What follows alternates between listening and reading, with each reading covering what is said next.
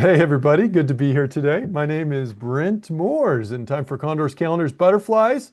Today, I want to talk about hedging a portfolio using index options. We're going to get to that in just a little bit. But before we get there, let me mention a few things. One, I'm reminded by James, who's in the chat, by the way, it's Mother's Day this weekend. Don't forget, Mother's Day this weekend. Number two, you can follow us on X at Brent Moore CS, at James Boyd CS. Make sure you check out some of James's other webcasts out there, including his Investing Master Series, which occurs on Tuesdays, 11 o'clock Eastern Time. Now, we do need to mention this. Options do carry a high level of risk and are not suitable for all investors. And the material today is intended for educational and informational purposes only. It's not an individual recommendation or personalized investment advice. In fact, everybody's portfolio is different. So I'm going to try and inform everybody. I'm trying to educate everybody so that you can apply it to your own portfolio, but just realize there's no, blanket solution for everybody's portfolio. Short options can be assigned anytime after expiration, regardless of the in-the-money amount. Paper money software application is for educational purposes only. And paper money software application will not assign a short options position early. That's different than your live account. All investing involves risks, including loss of principal. There's no guarantee that execution of a stop order will be at or near the stop price. Schwab does not recommend the use of technical analysis as the sole means of investment research. Past performance is no guarantee of future results.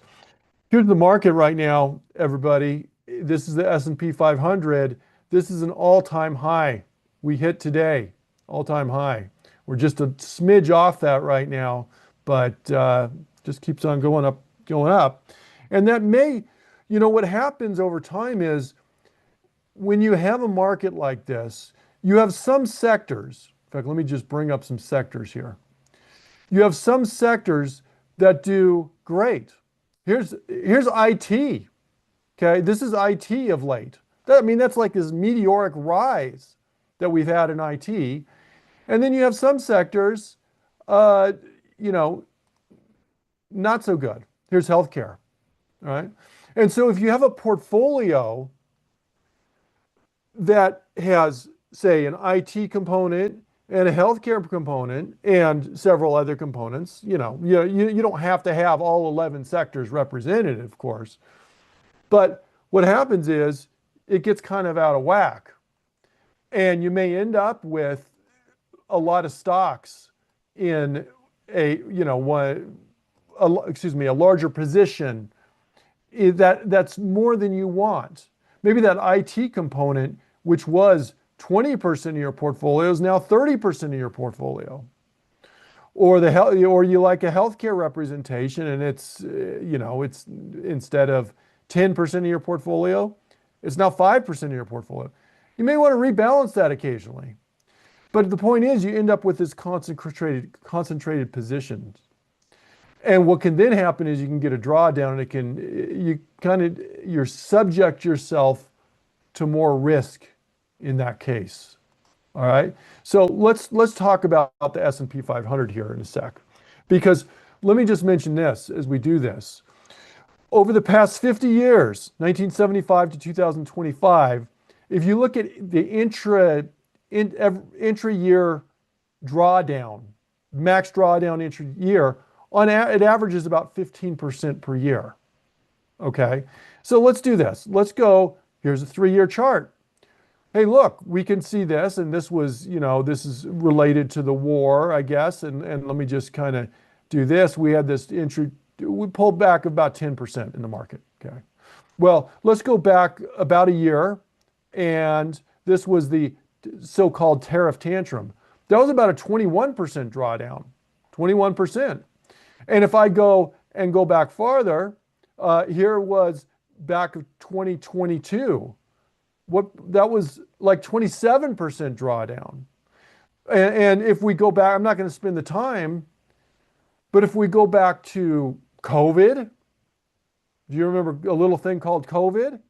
I think the drawdown on the SPX was like 35%.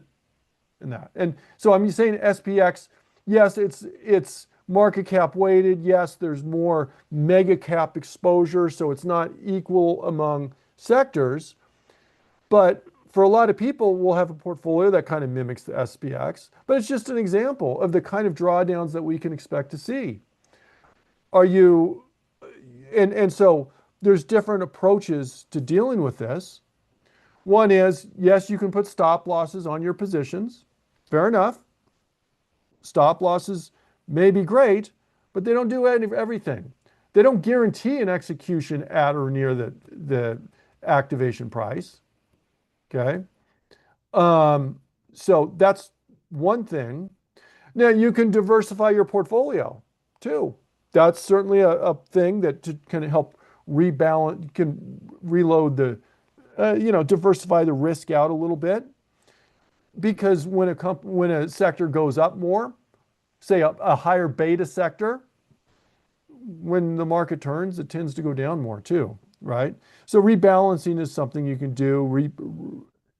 But for our purposes here, as we're trying to talk about protecting concentrated positions in a portfolio, without just selling out of the whole thing, okay, and there's a time to maybe take some profits, okay, but without doing that, if you're trying to protect concentrated positions in a portfolio, what we may consider doing are doing like protective puts, callers, stuff like that, or a variety of other option strategies which give you varying amounts of protection.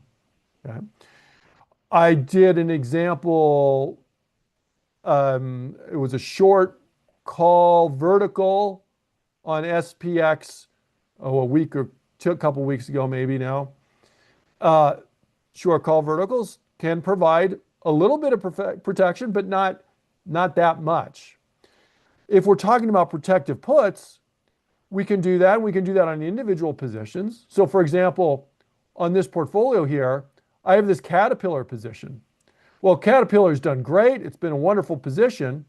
I may consider adding a stop to it. I don't have a stop right now on that, okay? I could consider lightening the position, but I could also roll this to a lower delta if I want. Right now, my delta on that is 88. Okay. So basically, if Caterpillar goes up $1, it affects my portfolio to the extent of it's an approximation, about $88 worth. Okay. Well, Caterpillar going up $1, you may go, well, that's a lot. No, it's not a lot. Caterpillar's a $900 stock. A 1% move, like today, which is, a decent move, but nothing to write home about. It's a $5 move. So $88 on Caterpillar times 5 for $440 or something.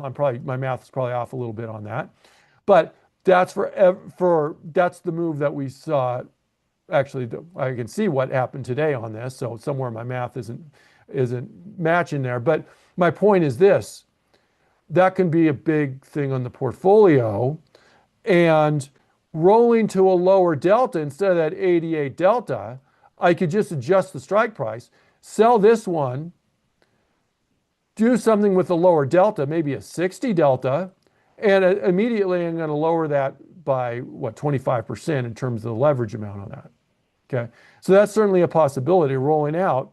I could also do something like throwing an out of the money put. Okay, I can throw an out of the money put in there, add that in, and in that case, if it would help to protect it. And of course, you can always sell out a position or sell out of a portion of a position.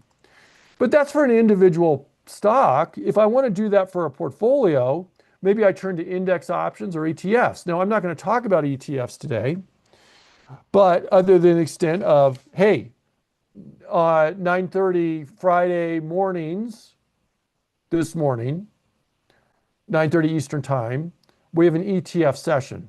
James does that session, okay, James and Kevin.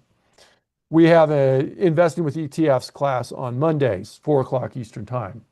where we talk about ETFs. So I'm not going to talk about ETFs today, but they certainly, what I'm going to teach today on this, there's a lot of overlap between this and what you could do with an ETF. And there's some advantages of both. But here's the SPX. So this is an index option we're looking at. And I can say, hey, how much, I can beta weight my portfolio. So let me just click on beta weighting here. I'm going to put in SPX here. And I can look at my delta column. Let me get rid of this. And my delta is about 20 in my portfolio.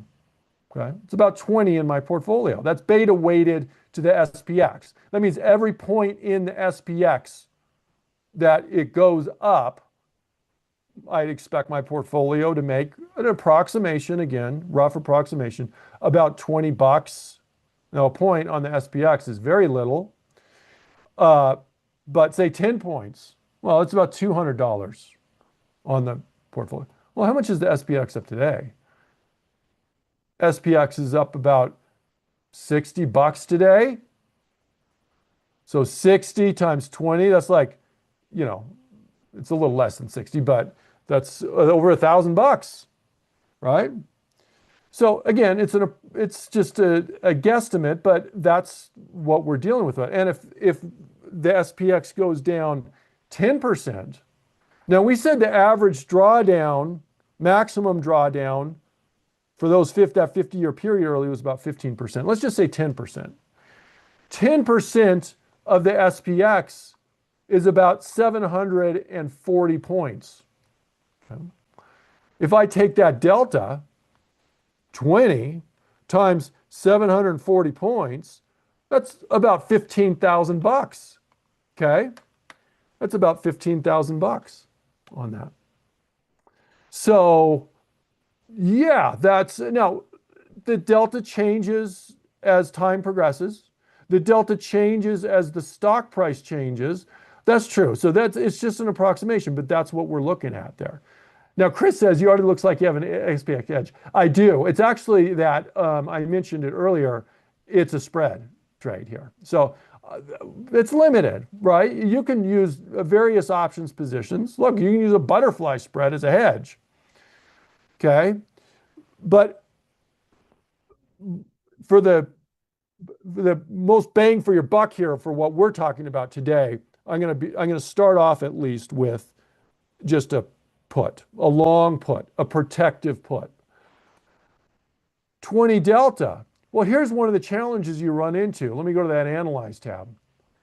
If I go over here to SPX, and you can pick your expiration date, and I'm going to go out a little bit. Let's go to this one. Now, let's do a quick detour here, okay? Because I think it's important. This is AM settled. You see that? What does that mean? How does that differ than these others? Okay. And by the way, there is a survey link in the chat. So AM settled, this date here, July 17th, is going to be a Thursday, but it's actually settles in the morning. So you need to be a little careful on this, because what happens is there's what we call kind of a print risk on that. In other words, not a pin risk per se, because this is a cash settled index. Okay, options would be cash settled. There's no shares you would be assigned. But let's say we go into Thursday expiration and it's say out of the money or something. Well, by Friday morning, okay, by Friday morning, there's an opening price on Friday. Okay, the opening print on Friday is the price that it settles at. Opening price on Friday, not Thursday. So you may go into the close on Thursday going, hey, everything's awesome, everything's great, or everything's terrible, I guess, for that matter. But you don't know what it's going to be like until you see, because, hey, let's be honest, where the market opens on Friday morning can be very different than where it closes on Thursday afternoon. All right. So Does that mean you need to avoid these? No, it doesn't mean you need to avoid these, but it just means uh, you need to know what they are. Okay. So in fact, if you look at the liquidity on this one, this contract, and compare it to say, uh, whatever, a different contract, I think what you'll see actually the liquidity on this one is actually currently a little higher. Let me just go and do just a few contracts and take a look. And let's just see what we got. Well, it's kind of hard to see, obviously, in terms of volume at least, and volume resets every day, but there's more trading on those AM contracts here. And you can see that right there. So you don't need to avoid them, you just need to know what they are. Okay. So I'm gonna look with this. I'm gonna look at this here. And I need more strikes. And there's a bazillion strikes with these SPX options. So I'm gonna put in not 4,200. I'm gonna put in a couple hundred. Okay. And as Chris mentioned in the chat as well, thank you, we're probably not going to hold this all the way to expiration anyway, right? And this is European style option. In other words, it can't be assigned early. So there's no early assignment risk, but typically we're not going to hold it all the way to expiration. But let's do this. I'm going to pull up a delta here. And I'm just going to go to about a 20 delta. And we'll go to 69.60. Okay, 696. Okay. So 69.60. How much is this going to affect my overall portfolio? Well, about 20 deltas. In other words, if I go and I look at my risk profile graph and I change this to portfolio beta weighted and go to, actually, before I do that, let me just throw in the simulated trade. Okay. Let's go to my risk profile graph and look at my delta. My delta is basically 0 now. How did we come up with 0? Now, you're going, well, that's not 0, that's 0.2. Well, 0.2, that's pretty small. It's pretty close to 0. Remember before, what was the delta on my portfolio? It was about 20. Okay. My beta weighted to the SPX delta was about 20. By adding in that contract, I essentially zeroed it out. That's a pretty big change there in that contract. That basically took my portfolio from pretty bullish to just neutral. Now, what you can do here on these is you can go down and you can go to SPX, and I can look at the difference here. If I uncheck this, that's a simulated trade. Delta is about 20. If that's in there, my delta goes down to essentially 0. So that's fine. But it may be more than I want. It's probably more than I want if I want to keep a bullish portfolio. If my point is to hedge, hedging a portfolio is different than just making my portfolio, neutral. Unless you intend it to be so. So I probably, that initial 20 delta portfolio, maybe I want to knock it down to 15 or something like that, not down to 0. And so what I'm going to do is I'm going to take this off. I'm going to get rid of this. And let's think of another solution. Well, one other solution that I possibly could use is I could use the XSP. XSP. Here's the XSP. This is S&P. It's basically, if I look at the XSP, do you remember the price on the SPX? It was about 7,400. What's the XSP? It's around 740. Just move the decimal point over. It's 1/10 the amount.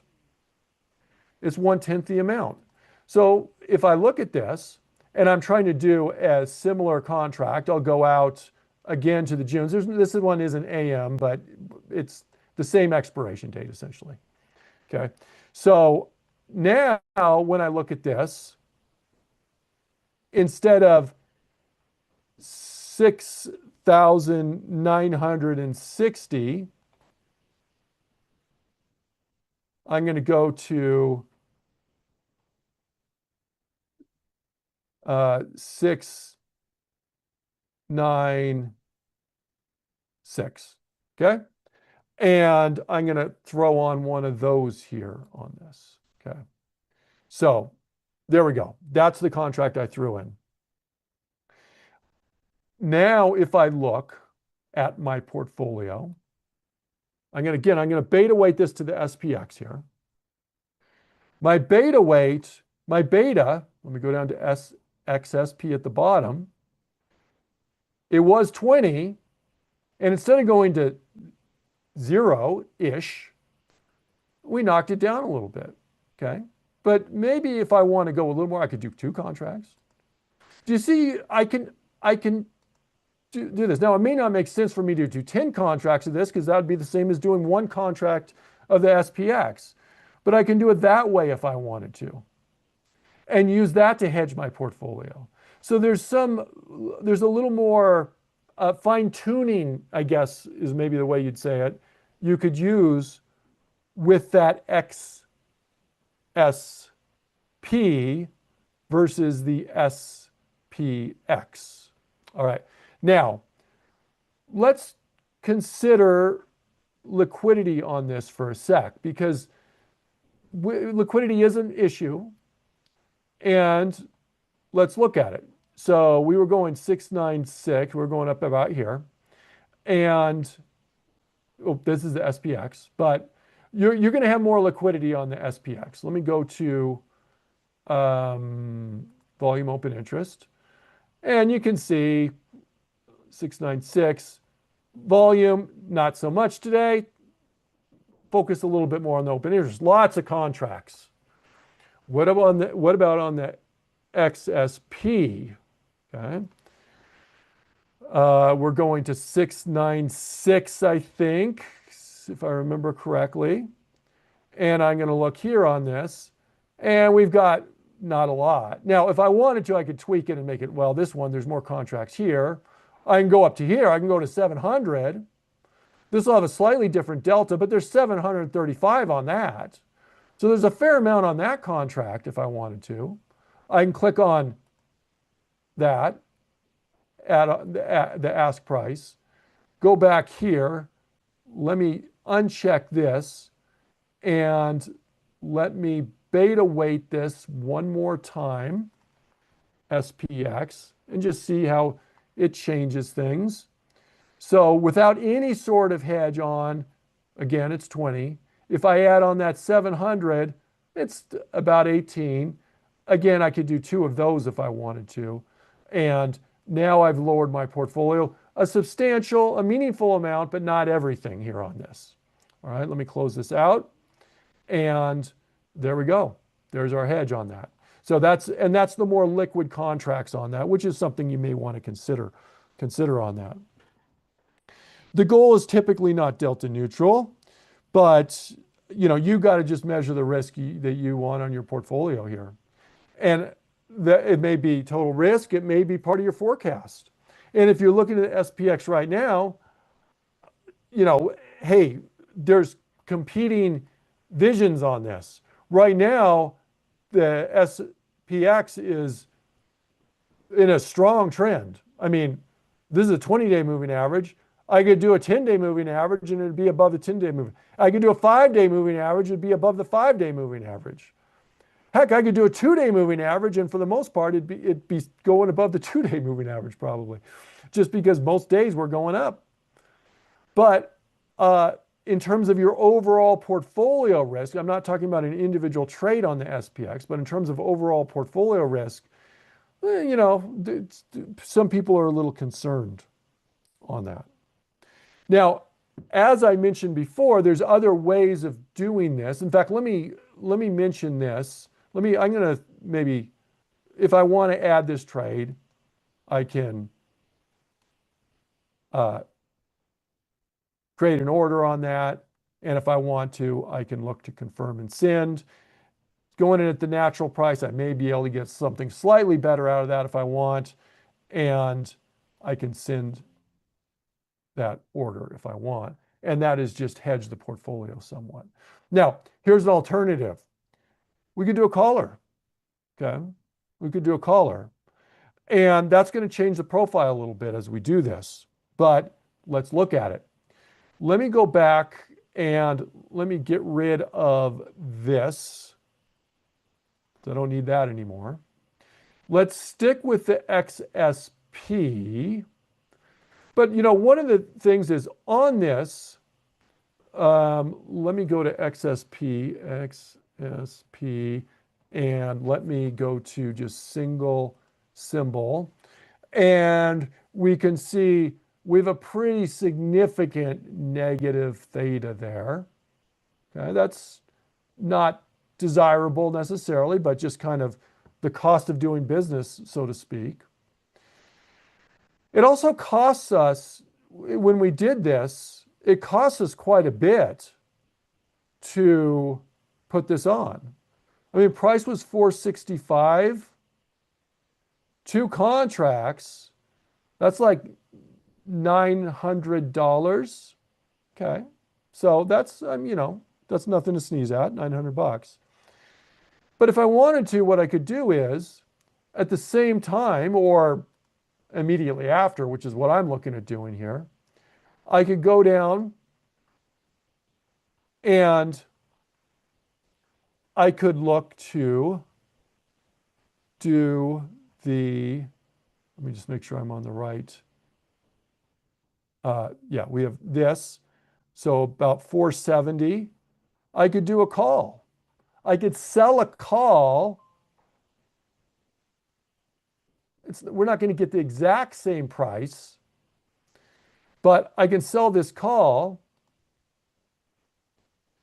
And let's go to our risk profile on this. Let me go right here and sell 2 of those just to kind of make it a little bit equal. So here I'm selling the call. And if I'm doing that, instead of that initial, again, I already placed this order, but the initial cost on that was roughly $900. And this would be like $800 credit. So it would drastically reduce that cost down on that trade. Furthermore, as we look at this, if we analyze both of these, look at my theta. That time decay component has essentially zeroed out on that. Okay. So if I want to, I can add that in. Now, this risk profile right now, as you look at it, it's kind of weird, but keep in mind this is a hedge. Now, normally if you're doing a collar and you have 100 shares of a stock or something, this isn't exactly what it's going to look like, right? It's going to look a little different if you have 100 shares. Well, we don't have 100 shares of the stock. This is an index here. By the way, there is a survey link in the chat. We mentioned that already, but just mention it again. So that's hedging a portfolio, and if we want to, we can do that with the collar here. This is still giving me the same downside protection that I just put in, more or less, close to it at least. In other words, if the portfolio goes down, the put side of this is going to go up. It's going to go up in value. And the short call, well, that zeroes out pretty quickly because that'll go down to 0 pretty quickly. Really, but the downside, I don't want you to forget the downside of this because, yes, it's nice that it makes it so the cost there isn't a significant cost up front. It's also nice because it balances out that theta, but it also limits the upside on the portfolio. And you can see this as you look at the portfolio up, if we go and look at the whole portfolio there. In fact, let's do that real quick. Let me go here and go back to beta weighting. And we're going to beta weight to the SPX, although it probably doesn't really matter for our purposes here right now. And uh, if you compare this with the call versus, notice without the call, this is steeper than if I go with the call there. So we are limiting upside definitely on this, not all the way. But that's how you can add a caller in on this trade as well, and to try and help protect you, to try and help with managing the position there on that. Okay, so let me know if you have any questions. Now, the other thing, I'll add this in. Well, no, I'm going to leave this out. I'm not going to do a caller on that, but let's go back to my monitor tab. There's my XSP hedge. Well, look, one thing I want you to keep in mind is when you do a hedge like this, say a protective put, if the market doesn't go down, if the market does this, it's going to eat into your profits. And that's exactly what we had on this. Here's SPX. I put in this kind of short call hedge. It's not a huge hedge. It's not nearly as big as doing a protective put, but just to kind of demonstrate the other day, kind of a lesser amount of one. And in fact, let me just see when we got in this. Should tell me here. I don't know why that's not. I should be able to click on that and have it come up. It's not telling me, but the point being, we've lost $1,400 on it. Well, look at what the index has done since then. And so even though I've lost $1,400, my delta was still 20 on the portfolio. So clearly the portfolio has done fairly well on that, but you need to be aware of that when you're doing this. Now, can we do the same thing with let's say your portfolio isn't an SPX. Let's say you have a portfolio and you have different elements of the portfolio. Let's say you have an IT element of the portfolio, and maybe that's kind of grown pretty big. And you have some other sectors that are pretty small. And you may even maybe you have some bonds or fixed income of some sort here, okay? You have that element in your portfolio. Maybe you have a little bit of cash in your portfolio, or some real estate or commodity. We'll do commodities, okay? You got different stuff in the portfolio, but you go, this is really the one that I'm more concerned about right now. That's the one that seems a little bit more frothy, if you will. Then what you may do is you may say, look, I want to beta weight to the IndX here instead of that SPX, because that's probably a more representative indication of my portfolio. When you do that and you look at this delta here at the bottom, you're going, wow, that's weird. The delta is only 325. Well, keep in mind the IndX is a very, very different price. The SPX is 7,400. The IndX is 29,000. So, for example, today's move on the IndX is about 600 or so. Big move, 2% right now. You can see that, by the way, if you go to the Market Watch tab and you go to Visualize, where's the bright green? Here, IT. And so IT, which is basically half of it, well, here's the NASDAQ 100. When you look at this chart, look, the whole, think of this as a kind of a square pie, I guess, if we're going to do a pie chart here, okay? This is a big pie right there. Half the pie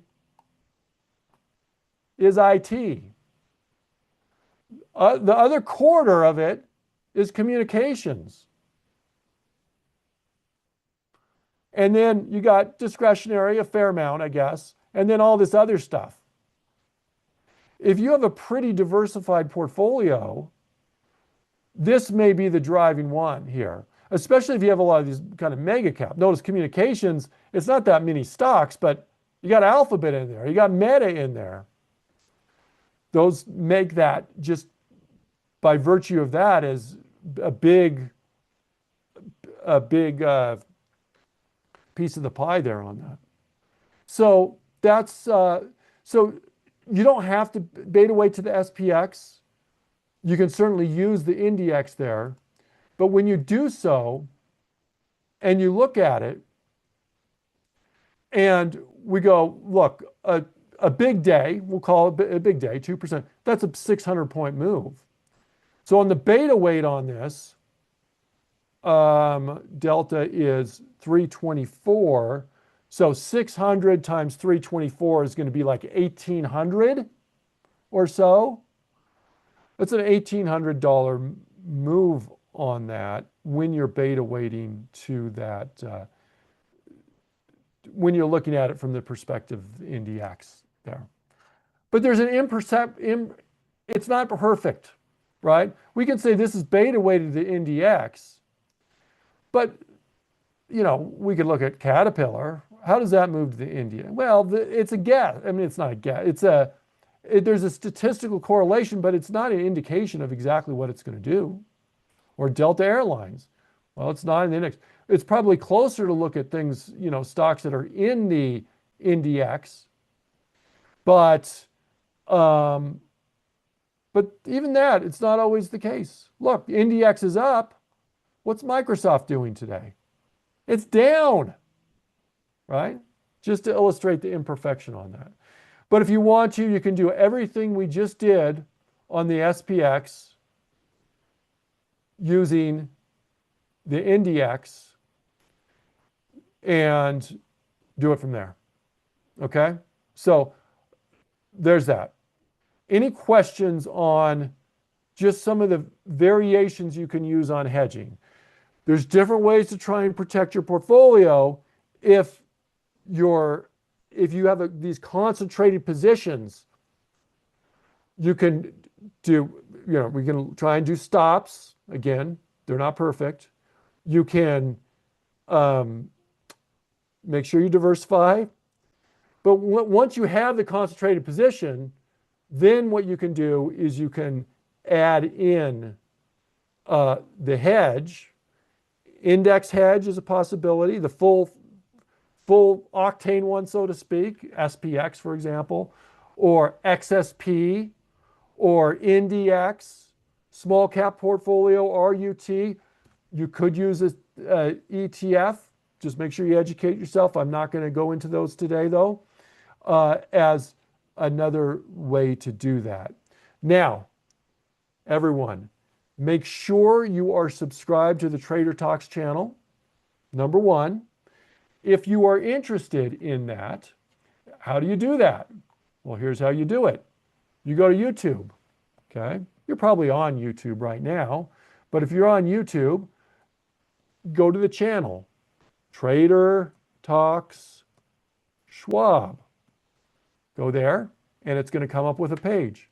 And it'll have videos. If you go down to the videos, but above, you'll see this. This is a channel. And all you need to do is you can subscribe that. That's what's going on right now. But additionally, in addition to subscribing, if you're on the channel, you can go to playlists. Go to your playlists, and you can see the different playlists. You can see, here's a variety, and here's James, Investing Master Series.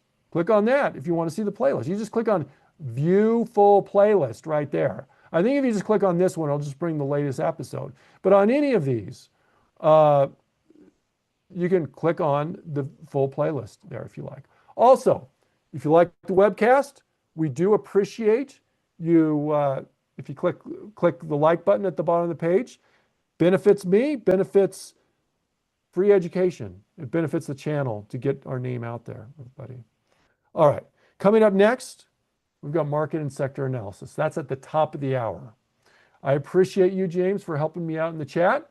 I appreciate each of you for taking some time out of your schedule today. That was hedging a portfolio, trying to protect against concentrated positions.